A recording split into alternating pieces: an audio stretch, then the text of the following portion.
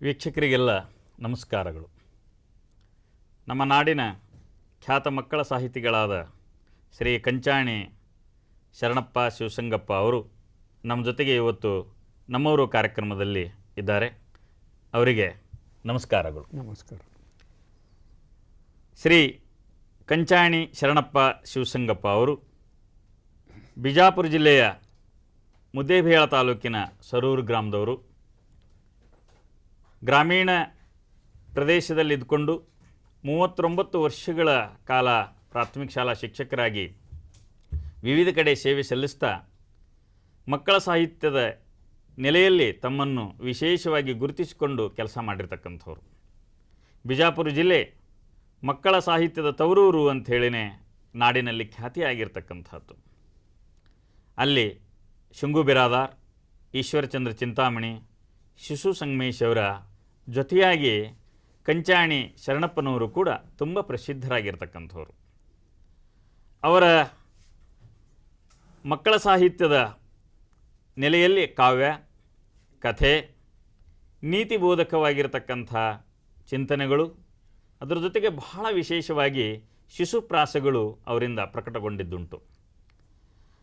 ಕನ್ನಡ ಕವಿಕೀರ್ತಿ, ಬಸವ ಪ್ರದೀಪ, ಜ್ಞಾನ ಪ್ರದೀಪ, ಅಜ್ಜನ ಹಾಡು, ಜಾಗೃತ ಭಾರತ, ಮಕ್ಕಳ ಮನೆ, ಮಕ್ಕಳ ಹಬ್ಬ, ತಮ್ಮನ ಶಾಲೆ, ತೋಟದ ಆಟ, ಗುಡುಗುಡು ಗುಂಡ, ಚೆಲುವಿನ ಚಿಟ್ಟಿ, ತೊಟ್ಟಿಲ ಗುಬ್ಬಿ, ಗಿಲ್ಗಿಲ್ ಗಿಡ್ಡ, ಪುಟ್ಟಿಯ ತೋಟ ಮುಂತಾದ ಕೃತಿಗಳು ಅವರು ಪ್ರಕಟಿಸಿದ್ದುಂಟು.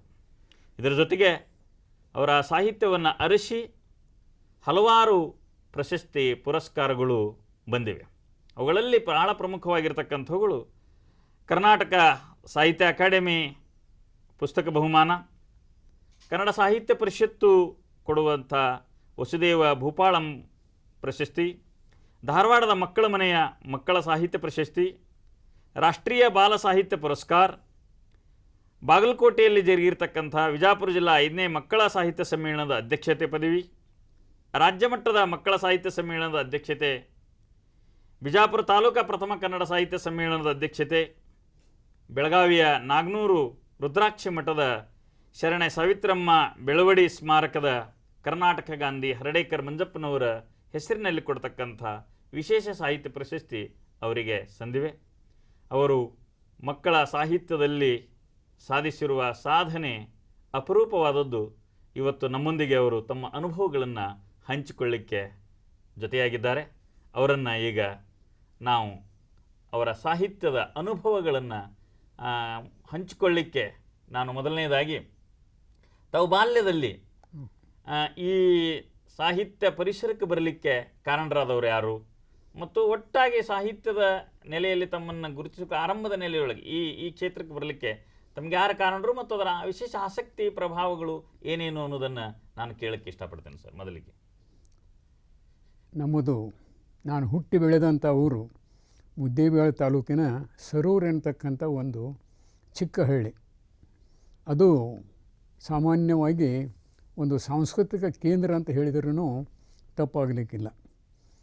ಆವಾಗ ನಾನು ಚಿಕ್ಕವನಿದ್ದಾಗ ನಮ್ಮ ಮನೆಯಲ್ಲಿ ನಮ್ಮ ಅವ್ವ, ಅಕ್ಕ, ಅಜ್ಜಿ ಹಾಡತಕ್ಕಂಥ ಜಾನಪದ ಬೀಸುವ ಕುಟ್ಟುವ ಹಾಡುಗಳು ನನ್ನ ಮೇಲೆ ಬಹಳ ಪರಿಣಾಮ ಮಾಡಿತು.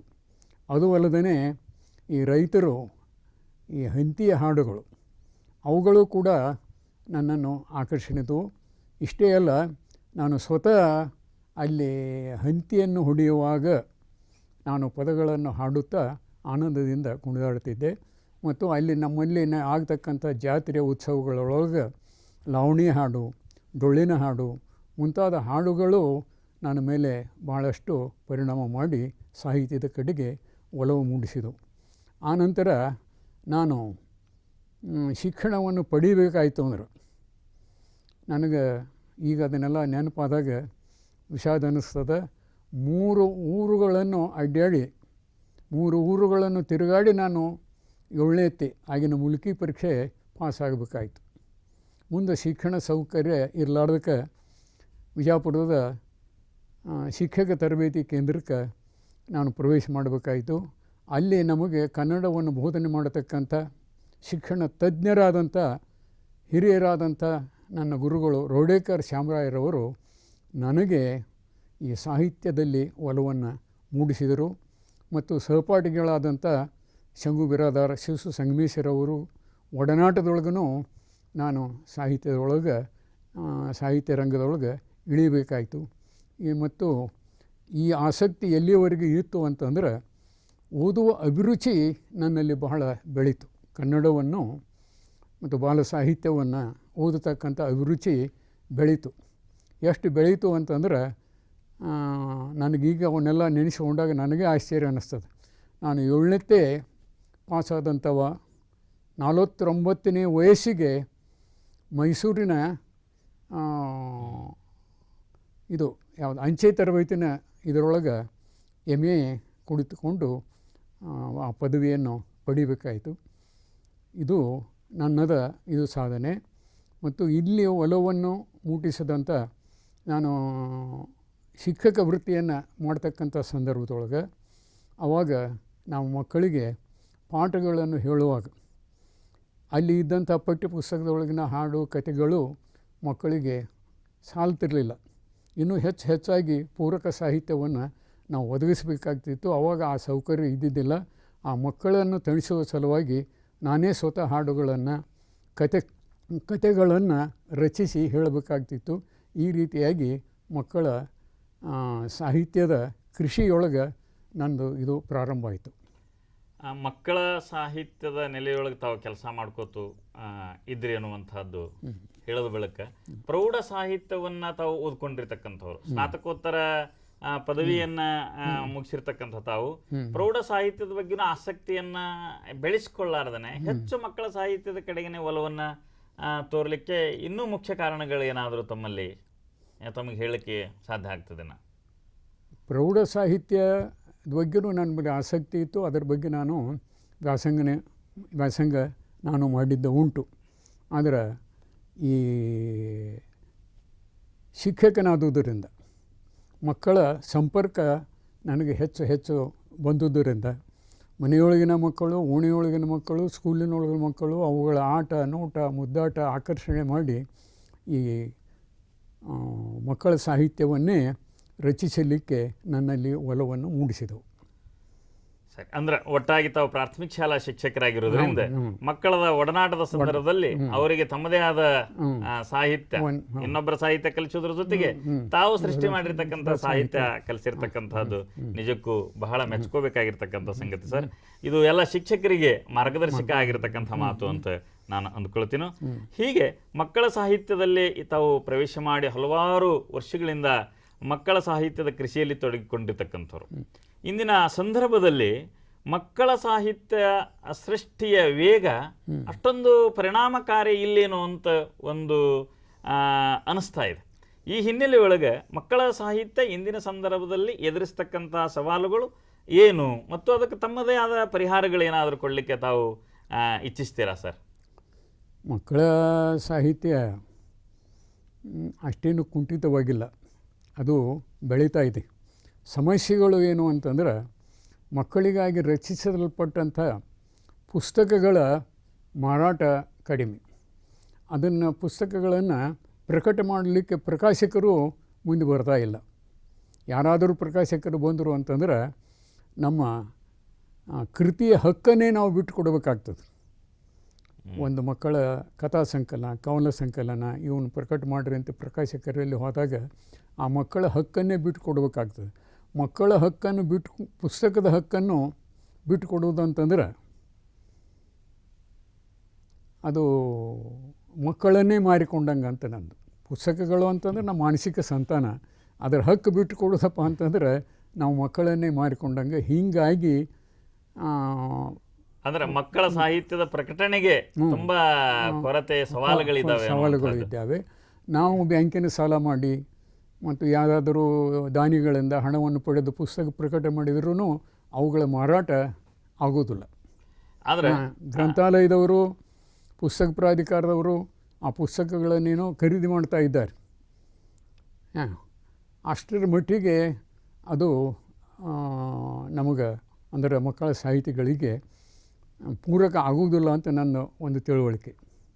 ಸರಿ ಸರ್, ಹಾಗಾದ್ರೆ ಅದಕ್ಕೆ ನಾವು ಸರ್ಕಾರಕ್ಕಾಗಲಿ ಅಥವಾ ಸಂಘ ಸಂಸ್ಥೆಗಳಿಗಾಗಲಿ ತಮ್ಮ ಸಲಹೆಗಳು ಏನು ಅನ್ನೋದನ್ನು ನನಗೆ ಬೇಕು ಸ್ವಲ್ಪ. ಯಾಕಂದ್ರೆ ಮಕ್ಕಳ ಸಾಹಿತ್ಯವು ಕೂಡ ಬಹಳ ಪ್ರಮುಖವಾಗಿರತಕ್ಕಂಥ ಒಂದು ಸಾಹಿತ್ಯದ ಭಾಗ. ಹೀಗಾಗಿರೋದ್ರಿಂದ ಇದಕ್ಕೆ ಸರ್ಕಾರದ ಅಕಾಡೆಮಿಗಳಿಗಾಗಲಿ, ಯಾಕಂದ್ರೆ ಭಾಳ ಮುಖ್ಯವಾಗಿ ನೀವು ನಮ್ಮ ಕರ್ನಾಟಕದಲ್ಲೇ ಮಕ್ಕಳ ವೇದಿಕೆಯ ರಾಜ್ಯಾಧ್ಯಕ್ಷರಾಗಿ ಕೆಲಸ ಮಾಡಿರ್ತಕ್ಕಂಥವ್ರು. ಇವತ್ತೇನು ಸರ್ಕಾರ ಸ್ಥಾಪನೆ ಮಾಡಿದೆ ಬಾಲ ವಿಕಾಸ್ ಅಕಾಡೆಮಿ, ಅದಕ್ಕೆ ಮುಖ್ಯ ಹುಟ್ಟು ಹಾಕಲಿಕ್ಕೆ ಕಾರಣೀಕರ್ತರಲ್ಲಿ ತಾವು ಒಬ್ಬರು ಕೂಡ.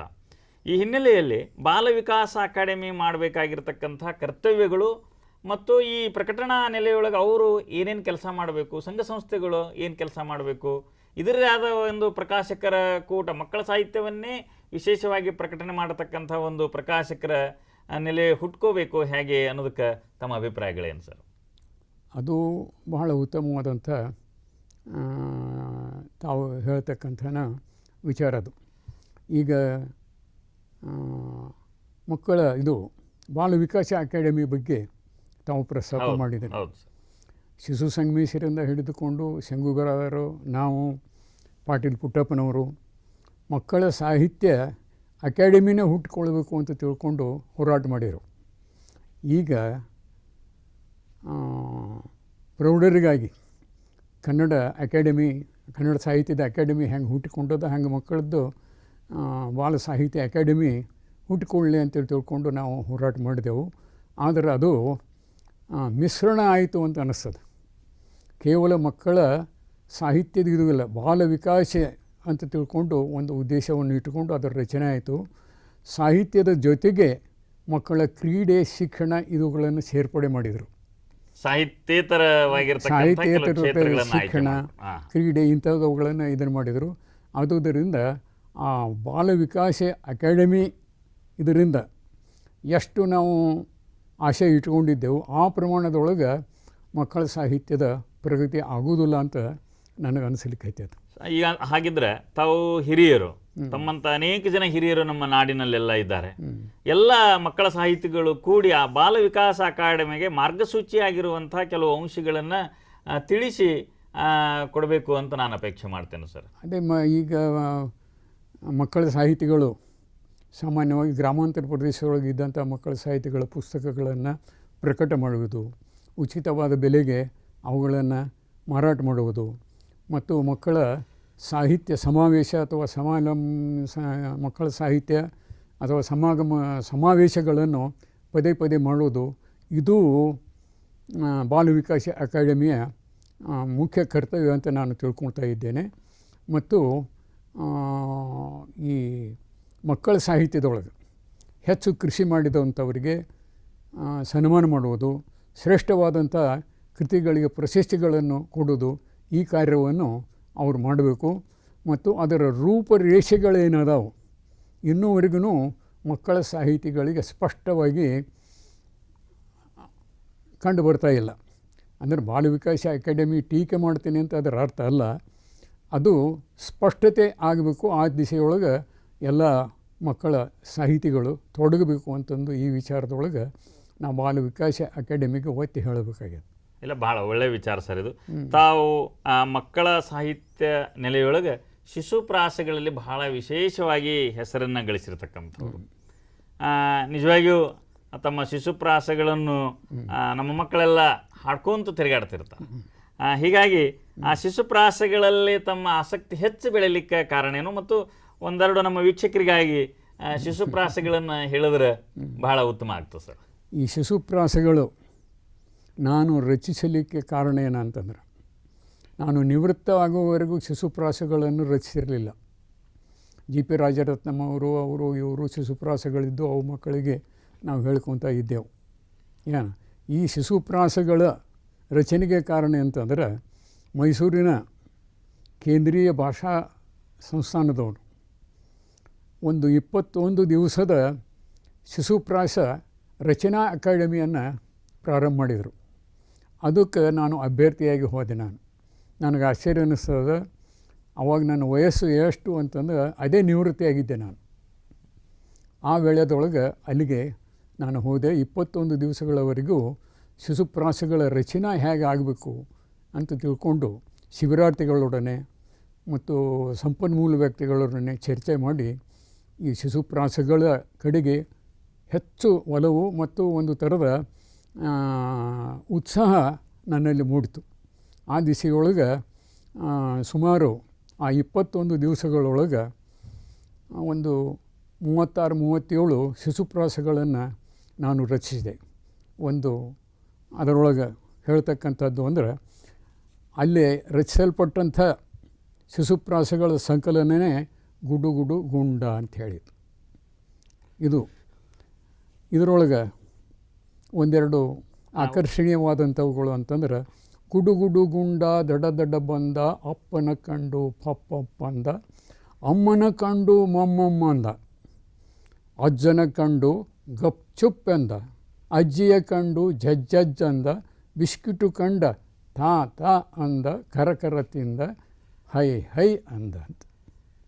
ಇಂಥ ಶಿಶುಪ್ರಾಸಗಳು ರಚಿಸುವಾಗೆ ನಮ್ಮ ಕಿವಿನೇ ನಮಗೆ ಪ್ರಮಾಣ ಅಂತ. ಅದನ್ನು ನಾನೇ ಅನ್ನುವಾಗ ನಾನೇ ಹುಡುಗನಾಗಿಬಿಡ್ತಿದ್ದೆ, ನಾನೇ ಮಗುವಾಗಿಬಿಡ್ತಿದ್ದೆ. ಇವು ಶಿಶುಪ್ರಾಸಗಳು ಈ ರೀತಿಯಾಗಿ ಅದಾವೆ. ಇನ್ನೂ ಒಂದೆರಡು ಹೇಳಬೇಕಪ್ಪ ಅಂತಂದ್ರೆ, ಇನ್ನೊಂದೆರಡು ಹೇಳಿ. ಇರುವೆ ಇರುವೆ ನಾನು ಇರುವೆ, ಇರುವೆ ಇರುವೆ ನಾನು ಇರುವೆ, ಇರುವೆ ನನ್ನ ಹೆಸರು ಇರುವೆ, ಮನೆಯ ಮಾಡಿನಲ್ಲಿ ಇರುವೆ, ಗಿಡದ ರೆಂಬೆಯಲ್ಲಿ ಇರುವೆ, ಅಲ್ಲಿ ಇರುವೆ ಇಲ್ಲಿ ಇರುವೆ, ಎಲ್ಲ ಕಡೆಗೆ ಇದ್ದೇ ಇರುವೆ, ಅದಕ್ಕೆ ನನ್ನ ಹೆಸರು ಇರುವೆ ಅಂತ. ಇರುವೆ ಈ ರೀತಿಯಾದಂಥವುಗಳು. ಆನಂತರ ಇನ್ನೊಂದು ಹೇಳಬೇಕಂತಂದ್ರೆ, ಜಾತ್ರೆಗೆ ಹೋದನು ಗುರುಸು, ಜಾತ್ರೆಗೆ ಹೋದನು ಗುರುಸು, ನೋಡಿದನೊಂದು ಸರ್ಕಸ್ಸು, ಖೇಲ್ಗರ್ದಿ ಗಮ್ಮತ್ತು, ಕೊಂಡನು ಬೆಂಡು ಬತ್ತಾಸು, ಊರಿಗೆ ಬಂದನು ವಾಪಸ್ಸು. ನಮ್ಮದು ಭಾರತೀಯ ಸಂಸ್ಕೃತಿ. ಯಾರೇ ಹೋಗಲಿ ಯಾತ್ರೆ ಖೇತರಿಗೆ ಹೋದರು ಅಂತಂದ್ರೆ ಏನಾದರೂ ತೆಗೆದುಕೊಂಡು ಮನೆಗೆ ಬರ್ತಾರೆ ಅವರು, ಖಾಲಿಗೈಲೇ ಬರೋದಿಲ್ಲ. ಇದು ಇಂಥದ್ದು ಇದು. ಆನಂತರ ಅಜ್ಜಿ ಬಂತು ಅಜ್ಜಿ, ಅಜ್ಜಿ ಮುಂದೆ ಸುಬ್ಬಿ, ಸುಬ್ಬಿ ಮುಂದೆ ಗುಬ್ಬಿ, ಗುಬ್ಬಿ ಕಾಲಿಗೆ ಗೆಜ್ಜಿ, ತೈ ತೈ ಅಂತೂ ಗುಬ್ಬಿ, ಗಿಲ್ಗಿಲ್ ಅಂತೂ ಗೆಜ್ಜಿ, ಹೈ ಹೈ ಅಂತೂ ಸುಬ್ಬಿ, ಸೈ ಸೈ ಅಂತೂ ಅಜ್ಜಿ. ಹೀಗೆ ಇವು ಶಿಶುಪ್ರಾಸಗಳು. ಇಂಥವುಗಳು ಭಾಳ ರುಚಿ. ಇನ್ನೂ ಅಪ್ರಕಟಿತನೂ ಕೆಲವು ಅದಾವೆ. ಪುಟ್ಟ ಬಾಯಿ ತೆರೆದು ಪುಟ್ಟಿ ಹಾಡುತಿಹಳು ಕವಿತೆ, ಪುಟ್ಟ ಬಾಯಿ ತೆರೆದು ಪುಟ್ಟಿ ಹಾಡುತಿಹಳು ಕವಿತೆ, ಹಾಡಿ ಹಾಡಿ ಕುಣಿಯುತಿಹಳು ಅವಳ ಹೆಸರು ಕವಿತೆ. ಇಂಥವುಗಳು ಅಪ್ರಕಟಿತ. ಇನ್ನೂ ಪ್ರಕಟಿಸಲಾರದು ಒಂದು 100 ಶಿಶುಪ್ರಾಸಗಳದಾವೆ. ಅವುಗಳನ್ನು ಅನುಕೂಲ ಬಂದಾಗ ಪ್ರಕಟಿಸಬೇಕು ಅಂತ ಹೇಳಿ ಇಟ್ಕೊಂಡು ಕುಂತಿದ್ದೇನೆ. ಇಲ್ಲ, ಆದಷ್ಟು ಬೇಗ ಅವುಗಳನ್ನು ಕೂಡ ಪ್ರಕಟ ಮಾಡಿ ಮಕ್ಕಳಿಗೆ ಖುಷಿ ಪಡಿಸಬೇಕು ಅಂತ ಹೇಳಿ, ಮತ್ತು ಪ್ರೌಢರಿಗೂ ಕೂಡ ತಮ್ಮ ಶಿಶುಪ್ರಾಸಗಳು ತುಂಬಾ ಇಷ್ಟ ಆಗಿರತಕ್ಕಂಥವುಗಳು ಖುಷಿ ಪಡಿಸಬೇಕು ಅಂತ ಹೇಳಿ ನಾನು ತಮ್ಮಲ್ಲಿ ಕೇಳ್ಕೊಳ್ತೇನೆ ಸರ್. ಸರಿಗೆ ನಿಮ್ಮ ಹಲವಾರು ಕವಿತೆಗಳು ನಮ್ಮ ಪಠ್ಯಪುಸ್ತಕಗಳಲ್ಲಿದ್ದಾವೆ. ಬಹುಶಃ ಆ ಪಠ್ಯಪುಸ್ತಕಗಳ ಒಂದು ಅವಲೋಕನದ ನೆಲೆಯೊಳಗೆ, ಭಾಷಾ ಪಠ್ಯಪುಸ್ತಕಗಳ ಅವಲೋಕನದ ನೆಲೆಯೊಳಗೆ ಇಂದಿನ ಪಠ್ಯಪುಸ್ತಕಗಳಲ್ಲಿ ಸರಿಯಾದ ನೆಲೆಯೊಳಗೆ ಸಾಹಿತ್ಯ ಬರ್ತಿದೆಯೇ? ಆಧುನಿಕ ಏನು ಈ ಮಕ್ಕಳ ಸಾಹಿತ್ಯ ಸೃಷ್ಟಿ ಮಾಡ್ತಕ್ಕಂಥ ಹೊಸ ತಲೆಮಾರಿನ ಜನ ಅದಾರಲ್ಲ, ಅವು ಎಷ್ಟರ ಮಟ್ಟಿಗೆ ಆ ಮಕ್ಕಳ ನೆಲೆಯೊಳಗೆ ಪ್ರತಿನಿಧಿಸುವಂತಹ ವಸ್ತುವನ್ನು ಹೊಂದ್ಯಾವ ಅನ್ನೋದ್ರ ಬಗ್ಗೆ ತಮ್ಮ ಅಭಿಪ್ರಾಯ ಏನು ಸರ್? ಈ ಪಠ್ಯಪುಸ್ತಕದೊಳಗೆ ಸಾಮಾನ್ಯವಾಗಿ ಶಿಕ್ಷಕರು, ಶಿಕ್ಷಣ ತಜ್ಞರು ಆ ರಚನಾ ಕಮ್ಮಟದೊಳಗೆ ಇರ್ತಾಯಿಲ್ಲ. ಒಂದು ಏನು ಸಿಲೆಬಸ್ ಅದ ಆ ಸೀಮಿತ ಅವಧಿಯೊಳಗೆ ಅವು ಪಠ್ಯಪುಸ್ತಕಗಳ ರಚನೆ ಆಗ್ತದೆ. ಇನ್ನೊಂದು ಆಕರ್ಷಣೀಯ ಪಠ್ಯಪುಸ್ತಕ ಯಾಕೆ ಆಗೋದಿಲ್ಲ ಅಂತಂದ್ರೆ, ಅದು ಪಠ್ಯಪುಸ್ತಕ ಮುದ್ದು ವಿದ್ಯಾರ್ಥಿಗಳಿಗಾಗಿ ರಚಿಸಲ್ಪಟ್ಟು, ಮುದ್ದು ವಿದ್ಯಾರ್ಥಿಗಳು ಅಲ್ಲಿ ಬರ್ತಕ್ಕಂಥ ಕಥೆ ಕವನ ಇವುಗಳನ್ನು ಓದ್ತಾರೆ. ಅದಕ್ಕೆ ಪೂರಕವಾದಂಥ ಚಿತ್ರಗಳಿದ್ದು ಅಂತಂದ್ರೆ ಅವು ಹೆಚ್ಚು ಆಕರ್ಷಣೀಯವಾಗ್ತವೆ ಆ ಲೇಖನಗಳು ಪಠ್ಯಪುಸ್ತಕ. ಅದ್ಯಾಕೋ ಪಠ್ಯಪುಸ್ತಕದಲ್ಲಿ ಮಕ್ಕಳಿಗಾಗಿ ಆಕರ್ಷಕವಾದಂಥ ಚಿತ್ರಗಳು ಇಲ್ಲ. ಒಂದು ಚಿತ್ರ ಒಂದು 100 ಮಾತುಗಳನ್ನು ಹೇಳ್ತದಂತೆ. ಅಂದ್ರೆ ಇವತ್ತಿನ ಪಠ್ಯ ಪುಸ್ತಕಗಳಲ್ಲಿ ಸರಿಯಾದ ಚಿತ್ರಗಳಿಲ್ಲ, ಸರಿಯಾದ ಪೂರಕ ಚಿತ್ರಗಳು ಇಲ್ಲ. ಮತ್ತು ಆ ಚಿತ್ರಗಳನ್ನು ಬಿಡಿಸುವವರು, ಉತ್ತಮವಾದಂಥ ಚಿತ್ರಗಳ ಬಿಡಿಸುವವರು ಆ ಪಠ್ಯಪುಸ್ತಕದ ರಚನಾ ಸಮಿತಿಗಳು ಇರೋದಿಲ್ಲ. ಆದುದರಿಂದ ಆ ಪಠ್ಯಪುಸ್ತಕಗಳು ಆಕರ್ಷಣೀಯವಾಗಿ ಇಲ್ಲ. ಇದರಿಂದ ನಮ್ಮ ಮಕ್ಕಳಿಗೆ ಏನೋ ಒಂದು ಆಹ್ಲಾದಕರವಾದಂಥ ಶಿಕ್ಷಣ, ಮನಸ್ಸಿಗೆ ಮುದ ನೀಡತಕ್ಕಂಥ ಶಿಕ್ಷಣ, ನಿರಾಯಾಸವಾಗಿ ಪಡೀತಕ್ಕಂಥ ಉನ್ನತವಾದಂಥ ಒಂದು ಅಭಿರುಚಿ ಈಗಿನ ಪಠ್ಯಪುಸ್ತಕದೊಳಗೆ ಇಲ್ಲ ಅಂಥೇಳಿ ನನಗೆ ಅನಿಸ್ಲಿಕ್ಕೆ ಹತ್ತಿದೆ. ಇದ್ರ ಬಗ್ಗೆ ಇನ್ನೊಂದು ಮಾತು ಹೇಳಬೇಕಂದ್ರೆ, ಮಹಾರಾಷ್ಟ್ರದ ಪಠ್ಯಪುಸ್ತಕ, ಕನ್ನಡ ಪಠ್ಯಪುಸ್ತಕದೊಳಗೆ ಉತ್ತಮವಾದಂಥ ಚಿತ್ರಗಳನ್ನು ಬಿಡಿಸಿಬಿಟ್ಟಿರ್ತಾರೆ. ಮಹಾರಾಷ್ಟ್ರ ಕನ್ನಡ ಪಠ್ಯಪುಸ್ತಕ, ಮಹಾರಾಷ್ಟ್ರ ಕನ್ನಡ ಪಠ್ಯಪುಸ್ತಕ, ಮಹಾರಾಷ್ಟ್ರದ ಆ ಪುಸ್ತಕಗಳೊಳಗೂ ಉತ್ತಮ ಆಕರ್ಷಣೀಯವಾದಂಥ ಚಿತ್ರಗಳನ್ನು ಬಿಡಿಸಿರ್ತಾರೆ. ಆದುದರಿಂದ ಅವು ಬಹಳ ಆಕರ್ಷಣೀಯವಾಗಿದ್ದಾವೆ. ಬಹುಶಃ ನಮ್ಮ ಕರ್ನಾಟಕದ ಪಠ್ಯಪುಸ್ತಕ ಮಂಡಳಿಯವರು ಆ ಪುಸ್ತಕಗಳನ್ನು ಮಾದರಿಯಾಗಿ ಇಟ್ಕೊಂಡು ಮುಂದಿನ ದಿನಮಾನಗಳಲ್ಲಿ ಈ ಪುಸ್ತಕಗಳನ್ನು ರಚನೆ ಮಾಡಬೇಕು ಅನ್ನುವಂಥ ಒಂದು ಸಲಹೆಯನ್ನ ತಾವು ಕೊಡ್ತಾ ಇದ್ದೀರಿ. ಬಹಳ ಒಳ್ಳೆಯ ಸಲಹೆ ಸರ್. ಯಾಕಂದ್ರೆ ಒಂದು ಚಿತ್ರ 100 ಪದಗಳ ಶಕ್ತಿಯನ್ನು ಹೊಂದಿರುತ್ತದೆ. ಮಗು ಚಿತ್ರ ನೋಡ್ತು ಅಂತಂದ ಕೂಡಲೇ ಏನೋ ಒಂದು ವಿಶೇಷತೆ ಆ ಮಗುವಿಗೆ ಅಲ್ಲಿ ಹೊಳಿತದೆ ಮತ್ತು ಆ ಮೂಲಕವಾಗಿ ಅನೇಕ ವಿಚಾರಗಳನ್ನು ತಿಳ್ಕೊಳ್ಳಿಕ್ಕೆ. ಶಿವರುದ್ರಪ್ಪನವರು ನನಗೆ ರಾಷ್ಟ್ರ ಪ್ರಶಸ್ತಿ ಬಂದು ಹೋಯ್ತಿನೊಳಗೆ ಒಂದು ಮಾತನ್ನು ಹೇಳಿದ್ರು. ಅವರು, ಕಂಚಾಣಿಯವರೇ, ನಿಮ್ಮ ಅಜ್ಜನ ಹಾಡಿಗೆ ರಾಷ್ಟ್ರ ಪ್ರಶಸ್ತಿ ಬರಬೇಕಾಯಿತು ಅಂತಂದ್ರೆ ಅದರಲ್ಲಿ ಇದ್ದಂಥ ಚಿತ್ರ ಮತ್ತು ಪ್ರಕಟಣೆಯ ವಿನ್ಯಾಸ ಕಾರಣ ಅಂತ ಹೇಳಿದರು. ಶಿಶು ಸಂಗಮೇಶ್ವರವರ ಶಕ್ತಿ ಪ್ರಿಂಟಿಂಗ್ ಸಿದ್ಧವಯಸ್ಸಿನೊಳಗೆ ನೂತನವಾದಂಥ ಒಂದು ವಿನ್ಯಾಸದೊಳಗೆ ಅದು ಇದು ಆಯಿತು. ಮತ್ತು ಕೆ ವಿ ಕುಲಕರ್ಣಿ ಅಂತ ತಿಳ್ಕೊಂಡು ಸಂಯುಕ್ತ ಕರ್ನಾಟಕದೊಳಗೆ ಆವಾಗ ಚಿತ್ರಗಳನ್ನು ಬಿಡಿಸಿದರು. ಅವರು ಒಳ್ಳೆಯ ಚಿತ್ರಗಳನ್ನು ಬಿಡಿಸಿದ್ದರಿಂದ ನನಗೆ ಈ ಪ್ರಶಸ್ತಿ ದಕ್ಕಿತು ಅಂತ ಈಗ ನನಗೆ ಅನಿಸ್ಲಿಕ್ಕೆ ಆಯ್ತದೆ. ಹೌದು, ಒಳ್ಳೆ ವಿಚಾರ ಸರ್. ಯಾಕಂತಂದ್ರೆ ಮಕ್ಕಳ ನೆಲೆಯಲ್ಲಿರ್ತಕ್ಕಂಥ ಪುಸ್ತಕಗಳಿಗೆ ಚಿತ್ರಗಳು ಬಹಳಷ್ಟು ಪರಿಣಾಮಕಾರಿ ಆಗ್ತವೆ. ಇದು ನಿಜವಾಗಿಯೂ ಬಹಳ ನಮ್ಮ ಕನ್ನಡದ ಪಠ್ಯ ಪುಸ್ತಕಗಳಲ್ಲಿ, ಪ್ರಾಥಮಿಕ ಶಾಲೆ ಇರತಕ್ಕಂಥ ಕನ್ನಡದ ಪಠ್ಯ ಪುಸ್ತಕಗಳು ಹೆಚ್ಚೆಚ್ಚು ಚಿತ್ರಗಳು ಇರ್ತಾವೆ. ಮತ್ತು ಅವು ಪಠ್ಯ ಪುಸ್ತಕದೊಳಗೆ ಬಗೆ ಬಗೆ ಬಣ್ಣದಿಂದ ಅಚ್ಚಾಗಬೇಕು. ಅಂದರೆ ಮಕ್ಕಳ ಕಣ್ಣುಗಳನ್ನು ಅವು ಸೆಳೀತಾವೆ. ಅಂದ್ರೆ ಒಟ್ಟಾಗಿ ಮಕ್ಕಳಿಗೆ ಆ ಚಿತ್ರ ನೋಡೋದ್ ಕೂಡಲೇ ಏನೋ ಕುತೂಹಲ ಇದೆ, ಏನೋ ನಾನು ಇದರಿಂದ ತಿಳ್ಕೊತಾ ಇದ್ದೇನೆ ಅನ್ನುವಂಥದ್ದು ಇರಬೇಕು ಅನ್ನುವಂಥ ತಮ್ಮ ಅಪೇಕ್ಷೆ ಸರ್. ಸೊ ನಮ್ಮ ಕನ್ನಡ ನವೋದಯ ಸಾಹಿತ್ಯ ಸಂದರ್ಭದೊಳಗೆ ಆನಂತರ ಮುಂದಿನ ದಿನಮಾನಗಳಲ್ಲಿಯೂ ಸ್ವಲ್ಪ ದಿವಸ ನಮ್ಮ ಹಿರಿಯರಾಗಿರ್ತಕ್ಕಂಥ ಕುವೆಂಪು ಅವರು, ಬೇಂದ್ರೆ, ಜಿ ಪಿ ರಾಜರತ್ನಂ ಇವರು ಪ್ರೌಢ ಸಾಹಿತ್ಯ ರಚಿಸೋದ್ರ ಜೊತೆಗೇನೆ ಮಕ್ಕಳ ಸಾಹಿತ್ಯವನ್ನು ಕೂಡ ರಚನೆ ಮಾಡಿದ್ರು. ಯಾಕಂದ್ರೆ ಬಹಳ ಪ್ರಸಿದ್ಧವಾಗಿರ್ತಕ್ಕಂಥ ಕುವೆಂಪು ಅವರ ಕಿಂದರ ಜೋಗಿ ಮಕ್ಕಳ ಮನಸ್ಸನ್ನೇ ಸೆರೆ ಹಿಡಿದಿರತಕ್ಕಂಥದ್ದು.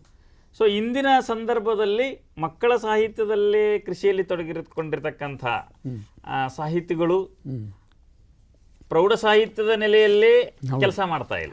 ಪ್ರೌಢ ಸಾಹಿತ್ಯದ ನೆಲೆಯಲ್ಲೇ ಕೆಲಸ ಮಾಡ್ತಕ್ಕಂಥವ್ರು ಮಕ್ಕಳ ಸಾಹಿತ್ಯದ ಕಡೆಗೆ ಹೆಚ್ಚು ನೋಡ್ತಾ ಇಲ್ಲ ಅನ್ನುವಂಥದ್ದು ಒಂದು ಆಲೋಚನೆ ನಮಗೆ ಕೇಳಿ ಬರ್ತಾ ಇದೆ ಸರ್. ಹೀಗೆ ಒಟ್ಟಾಗಿ ಪ್ರೌಢ ಸಾಹಿತ್ಯದ ನೆಲೆಯಲ್ಲಿ ಕೆಲಸ ಮಾಡ್ತಕ್ಕಂಥವ್ರು ಮಕ್ಕಳ ಸಾಹಿತ್ಯದ ಕಡೆಗೆ ಕೂಡ ಕೃಷಿ ಮಾಡ್ತಕ್ಕಂಥವ್ರು ಯಾರಾದರೂ ಇವತ್ತಿನ ನಮ್ಮ ಕನ್ನಡದ ಸಂದರ್ಭದಲ್ಲಿ ಇದ್ದಾರೆ ಸರ್? ಇದ್ದಾರೆ, ಭಾಳ ಮಂದಿ ಇರಲಿದ್ರು ಕೆಲವು ಮಂದಿ ಎದ್ದು ಕಾಣುವಟ್ಟದ. ಸುಮಾರು ಡಾಕ್ಟರ್ ಎಚ್.ಎಸ್. ವೆಂಕಟೇಶ ಮೂರ್ತಿ, ನಾ ಡಿಸೋಜ ಮತ್ತು ಮೊಹಮ್ಮದ್ ಕುಯಿ, ಆನಂತರ ಮಹಿಳೆಯರೊಳಗೆ ಮಾಲತಿ ಪಟ್ಟಣಶೆಟ್ಟಿ, ಇವರೆಲ್ಲ ಪ್ರೌಢ ಸಾಹಿತ್ಯವನ್ನು. ಸೊ ಅಂದ್ರೆ ಈಗ ಪ್ರೌಢ ಸಾಹಿತ್ಯವನ್ನ ರಚನೆ ಮಾಡುವಂತ ಒಂದು ತಂತ್ರ ವಿಶೇಷವಾಗಿ ಇರತಕ್ಕಂಥದ್ದು. ಆ ಮಕ್ಕಳ ಸಾಹಿತ್ಯಕ್ಕೆ ಸೃಷ್ಟಿಗೆ ಕೂಡ ಅದರದೇ ಆದ ಒಂದು ವಿಶೇಷ ತಂತ್ರ ಇರತಕ್ಕಂಥದ್ದು. ಇವು ಎರಡೂ ಸೃಷ್ಟಿ ಕ್ರಿಯೆಯಲ್ಲಿ ತೊಡಗಿರ್ತಕ್ಕಂಥವ್ರಿಗೆ ಏನಾದರೂ ತೊಂದರೆಗಳಾಗ್ತವೋ ಏನು ಅನ್ನುವಂಥದ್ದು ಅನಿಸ್ತದೆ ಸರ್ ತಮಗೆ? ಅಂದ್ರೆ ಅವರ ಸಾಹಿತ್ಯವನ್ನು ತಾವು ಬಲ್ಲಂತವ್ರು, ಅದಕ್ಕಾಗಿ ಏನು ತೊಂದರೆ ಏನೇನೂ ಆಗೋದಿಲ್ಲ, ಸಹಜವಾಗಿ ಬರ್ಲಿಕ್ಕೆ ಇದು ಆಗ್ತದೆ. ಇನ್ನೇನೋ ಒಂದು ಗುರಿ ಇಟ್ಕೊಂಡ್ರು ಮಕ್ಕಳ ಸಾಹಿತ್ಯವನ್ನು ನಿರ್ಮಾಣ ಮಾಡಬೇಕಾಗ್ತದೆ. ಈಗ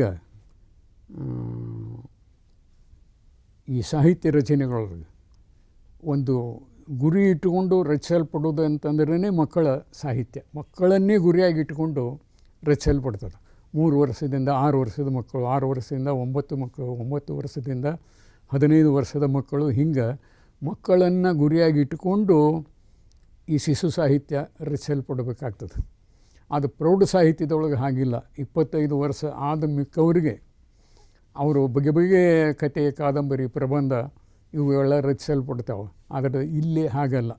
3ರಿಂದ 6ವರೆಗೆ ಶಿಶುಪ್ರಾಸಗಳು. ಅದು ಹೆಂಗಿರಬೇಕು ಅಂತಂದ್ರೆ ಛಂದಸ್ಸು ಇರಬೇಕು, ಗೇಯಾಂಶ ಇರಬೇಕು, ಅರ್ಥ ಏನೇ ಹಾಕಿಕೊಳ್ಳಕ್ಕೆ ಇವು ಇದ್ದು ಅಂತಂದರೆ 3 ವರ್ಷದಿಂದ 6 ವರ್ಷದ ಹುಡುಗರು ಕುಣಿದು ಅವು ಹಾಡುಗಳನ್ನು ಹಾಡ್ತಿರ್ತಾರೆ. 6 ವರ್ಷದಿಂದ 9 ವರ್ಷದವರೆಗೆ ಅವು ಭಾವ ಜೀವಿಗಳಾಗಿರಬೇಕು. ಅವ್ರದ್ದು ಭಾವಜೀವಿಗಳು ಆಗಿರ್ತಾರೆ ಅವ್ರ ಮಕ್ಕಳು. ಅದರ ಸಲುವಾಗಿ ಭಾವನಾತ್ಮಕವಾದಂಥ ಕತೆ, ಕವನ, ನಾಟಕ, ಕಾದಂಬರಿಗಳನ್ನು ಇವುಗಳನ್ನು ನಾವು ರಚಿಸಬೇಕಾಗ್ತದೆ. 9ರಿಂದ 15 ವರ್ಷದವರೆಗೆ ಇವೇ ರಚನೆ ಇದ್ದರೂ ಕೂಡ ನಾವು ಅಲ್ಲಿ ಮಕ್ಕಳಿಗೆ ವೈಚಾರಿಕತೆ ಬರಬೇಕು. ಒಂದು ಸ್ವಲ್ಪ ಪ್ರೌಢಾಗಿರ್ತಾ ಇದ್ದು ಹೌದು ಇದು ಅಲ್ಲ ಇದು ಹೇಗೆ ಹೀಗೆ ಅಂಥವುಗಳನ್ನು ಗುರಿಯಾಗಿ ಇಟ್ಕೊಬೇಕಾಗ್ತದೆ.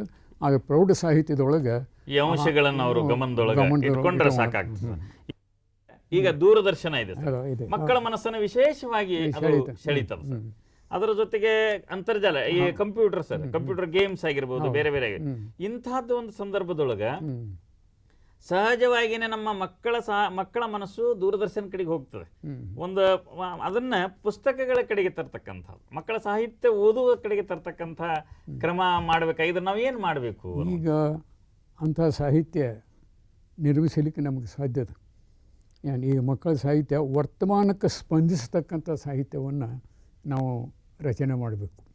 ಈಗಿನ ಮಕ್ಕಳಾಗಲಿ ಯಾವುದೇ ಮಕ್ಕಳು ಅವರು ಮ್ಯಾಣದ ಮುದ್ದೆ, ಕಾಡು ಕಲ್ಲು ಅಂತ ಹೀಗೇನು ನಾವೇನು ತಿಳ್ಕೊತೀವಿ, ಇದು ಭಾಳ ತಪ್ಪು. ಅಲ್ಲಿ ಇರತಕ್ಕಂಥ ಒಂದು ಛೇದನ, ಚುರುಕುತನ ದೊಡ್ಡವರ ಕಣ್ಣು ತೆರೆಸಲಿಕ್ಕೆ ಸಾಧ್ಯದ. ಅದಕ್ಕೆ ನಾನು ಚತುರ ಚಿಣ್ಣರು ಅಂತ ಒಂದು ಕಥಾ ಸಂಕಲನವನ್ನೇ ನಾನು ತೆಗೆದುಕೊಂಡು ಪ್ರಕಟ ಮಾಡಿದ್ದೇನೆ. ಅದರೊಳಗಿನ ಉತ್ತಮವಾದಂಥ ಕಥೆಗಳನ್ನು ಕೇಳಿ ಭಾಳಷ್ಟು ವಿದ್ಯಾರ್ಥಿಗಳು ಮೆಚ್ಚಿಕೊಂಡಿದ್ದಾರೆ, ದೊಡ್ಡವರಿಗೂ ಮೆಚ್ಚಿಕೊಂಡಿದ್ದಾರೆ.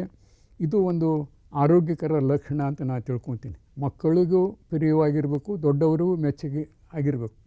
ಅಂದರೆ ಪಾಲಕರು ಕೂಡ, ಶಿಕ್ಷಕರು ಹಾಗೂ ಪಾಲಕರು ಮಕ್ಕಳ ನೆಲೆಯೊಳಗೆ ಓದುವ ಸಂಸ್ಕೃತಿಯನ್ನು ಬೆಳೆಸಬೇಕು. ಅಂದಾಗ ಮಾತ್ರ ಇದು ಬಹುತೇಕ ಸಾಧ್ಯ ಆಗ್ತದೆ ಅನ್ನುವಂಥದ್ದು ತಮ್ಮ ವಿಚಾರ.